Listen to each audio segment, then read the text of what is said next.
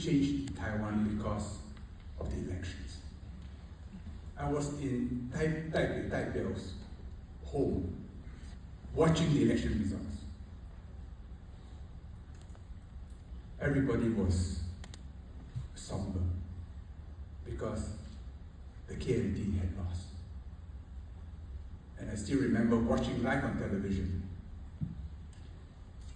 Very unhappy people around the Grand Central Palace. 李登辉总统 did not speak. And in the end, it was President Ma who came out to comfort the crowd and to tell them, please go home and take a rest. I was so, President Ma, that night when I watched you, I was so moved. I said, leadership is expressed in such moments, not when times are calm and things are easy. And at that critical moment, which you could not have planned for, you did the right thing and you were able to maintain the peace in Taipei. But in Taiwan, there was a seismic shift, especially among young people, because memories of the old KMT, old bitter feelings have been bottled up. And the process of democratization had still to fully run its course. Taiwan society had changed. And this change, in fact, began during the time of President Lee Teng-hui. I remember in 1994, when Shiba Ryutaro gave interviews, the novelist interviewed Lee Teng-hui, and he talked about taking the Taiwanese people out from Egypt. There was consternation among the KMT old guys. I remember General Hao he couldn't accept it. Now, he was a wonderful person. I played golf with him. I think it was at Dashi golf course.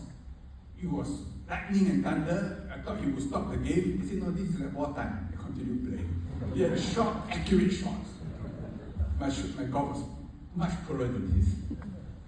But I was watching him, I said, a veteran of the Civil War, nerves of steel, nothing unrattled him. But when President Lee made those remarks, inside, he was angry. But something had already shifted in Taiwan society. When Lee Kuan Yew heard of the interview, he was very troubled. And after that, in his subsequent meetings with President Lee Teng-hui, he was very cautious. I was with him when he met Lee Teng-hui in Dashi, because it was not convenient to go to Taipei City, so we were outside. He was very careful now, being very polite, but trying to understand what was the shift in Taiwan society. In 1999, I called on President Lee. He gave me a copy of his book, Taiwan's Road to Democracy. We were talking about Yasukuni, and I expressed misgivings about Japanese leaders visiting Yasukuni. His response surprised me. He said, what is wrong with them? They're just honoring their war dead. I did not realize at that time that his own brother was being remembered in Yasukuni. But Singapore could not take sides, and our gratitude to Taiwan transcended Taiwan's domestic politics. And today I speak as an individual, not for the government, because I have my own views which overlap with the government's, but I do not speak for the government. And I hope you respect this position that I take.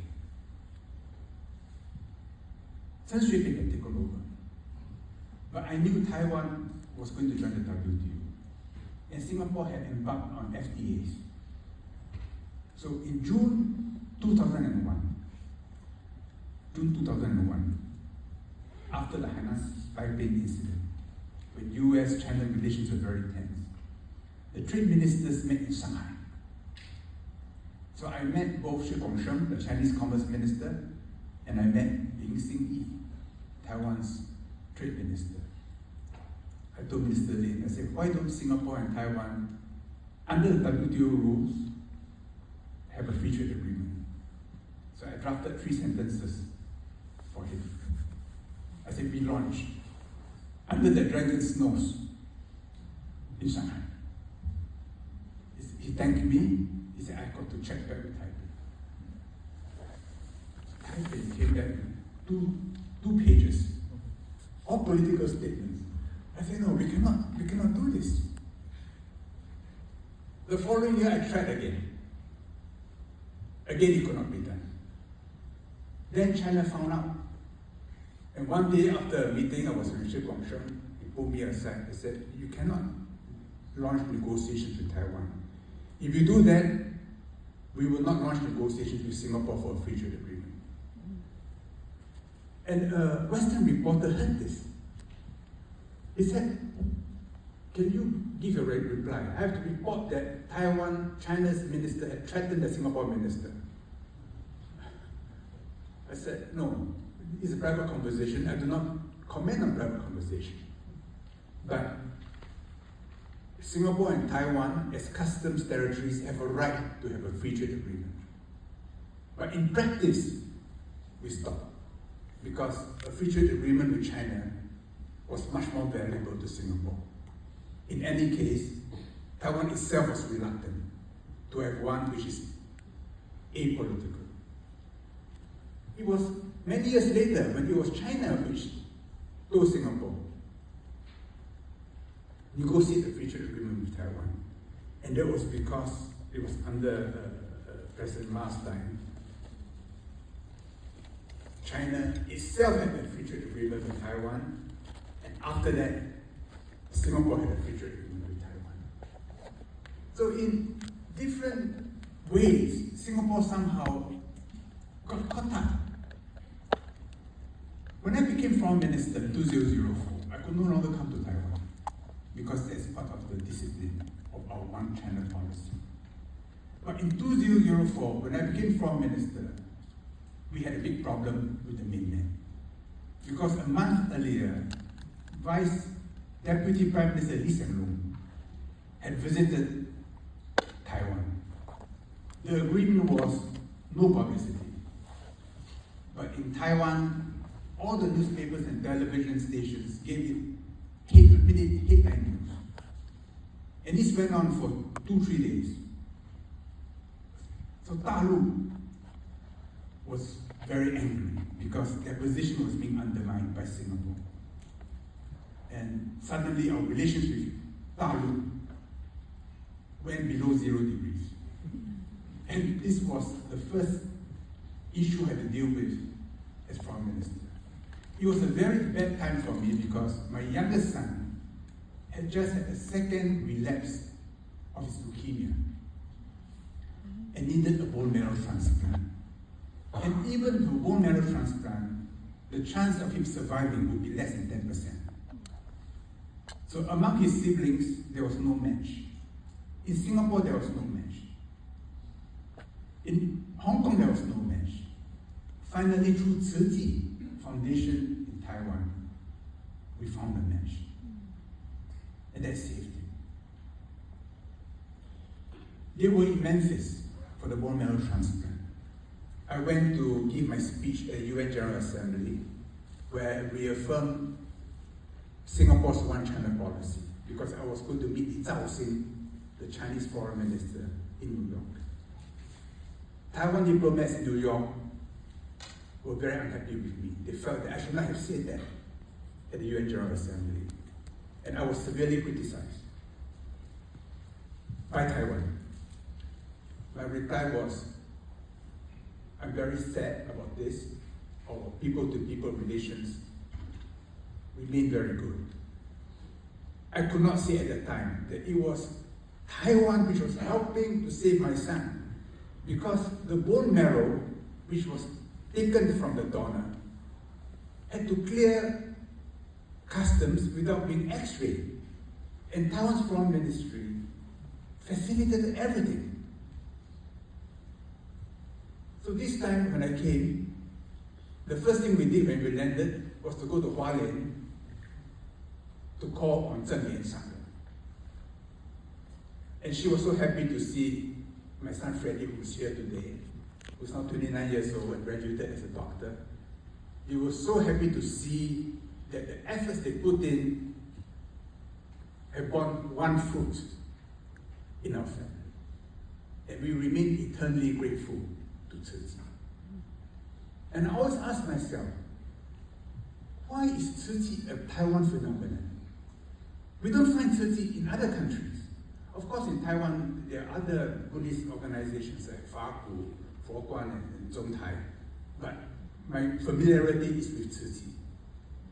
And what they do, not just for Taiwanese people, but for the people of the world, is remarkable. It's remarkable. So when I see the division in Taiwan today between blue and green, it is very painful to watch. In both the blue and green, we have unren, we have people who have helped us, gone out of their way to save us.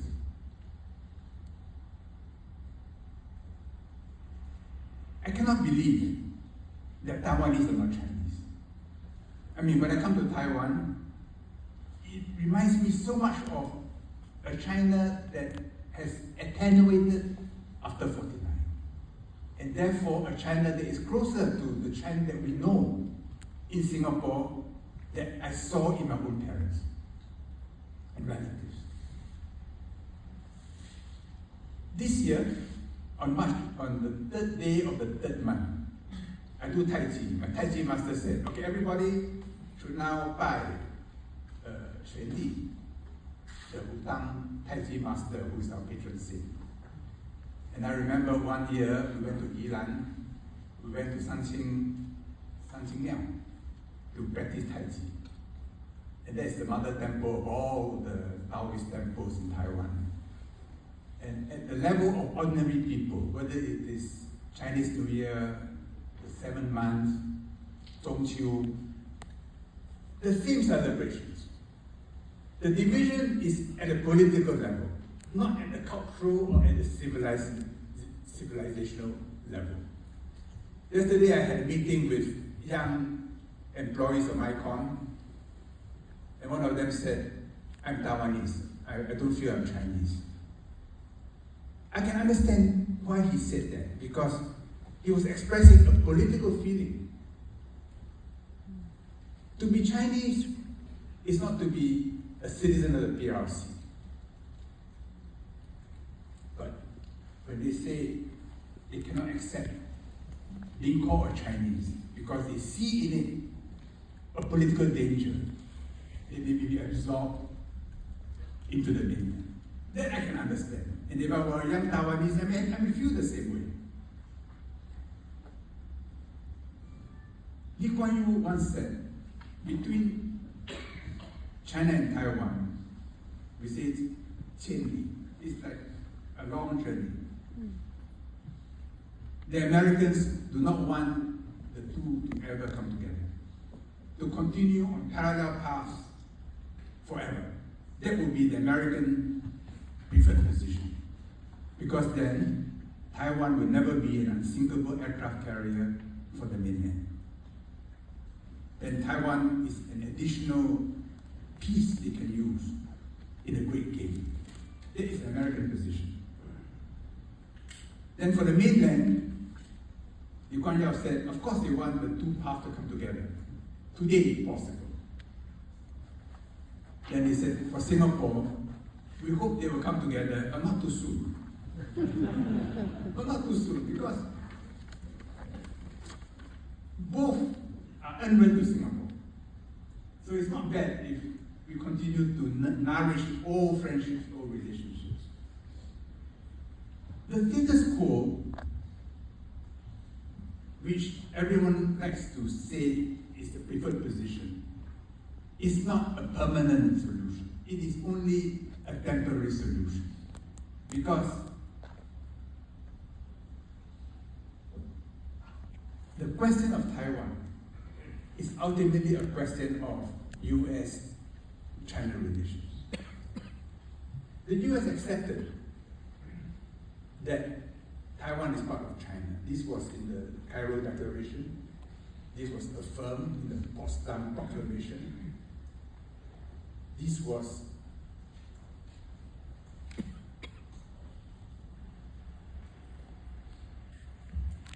the position the US took during the Civil War.